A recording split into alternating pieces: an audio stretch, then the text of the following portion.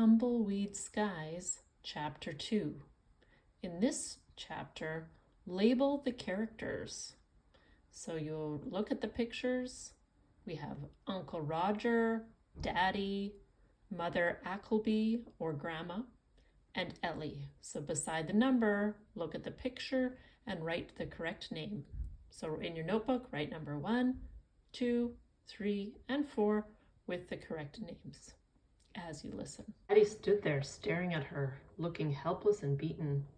I could see his jaw working like he was chewing gum, and I thought he might say something to her, but he didn't. Instead, he picked up his hat from the coffee table and reached down with his other hand, giving me a little nudge toward the doorway. I can't say I was sorry to go, turning down the hall and walking head high to the door we'd come through when we first got there. I didn't know if my grandmother came behind us or not because I never stopped or looked back. Instead, I made a beeline for the car and hopped in on the driver's side. The passenger door hadn't opened since Hank Layton backed his truck into it last year. Hank told Daddy he'd pay to get it fixed as soon as he had the money. I guess he hasn't had it yet. Anyway, I crawled across the seat and plopped down in my spot. But Daddy didn't get in after me. He turned to see why. I turned to see why, and there he was, walking toward a man who was crossing the field, headed in our direction. The man looked to be around Daddy's age, or a bit older. They reached each other and shook hands. Then they stood there talking and talking for ages and ages. When they finally came over to the car, the stranger leaned down and peered in at me.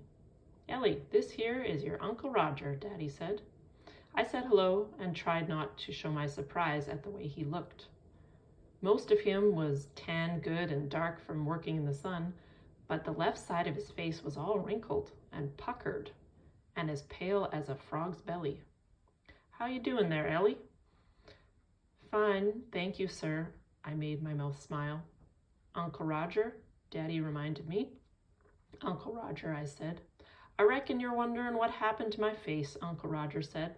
I felt like I'd been caught doing something awful bad and there was no way out. Daddy says it's wrong to lie, but telling the truth didn't seem the right thing to do just then either. Luckily, he didn't wait for me to answer. "Got burned a while back when my barn caught fire," he said. "Had to go in to save the cows." "Yes, sir, Uncle Roger," I said. "Got 'em all out," he told me, "but it earned me this here lifelong souvenir." He reached up and rubbed the scar with 3 fingers. I was finding it hard to swallow. It was no big loss anyhow," he chuckled. "I never was much to look at in the first place. Now your ma, she was a looker in the family." "Yes, sir," I said. I couldn't take my eyes off the side of his face that had been burned. I could see that even though the skin was creased, it was also strangely smooth.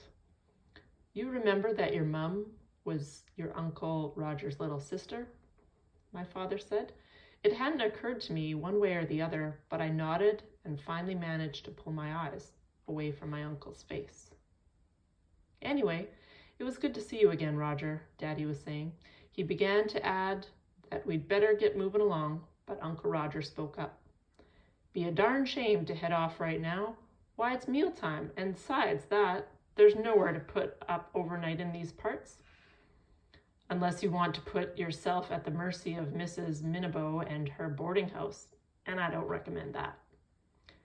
You just wait here a minute and I'll talk to Ma. I'm sure she's just being stubborn. Can't see her refusing you a meal and a place to stay, at least for a night." Daddy agreed to wait and see, but he slid into the seat beside me just the same. Like me, I think he figured Uncle Roger was just wasting his breath. We were both surprised when he came out to the car a few minutes later and told us to come on back in and wash up for supper.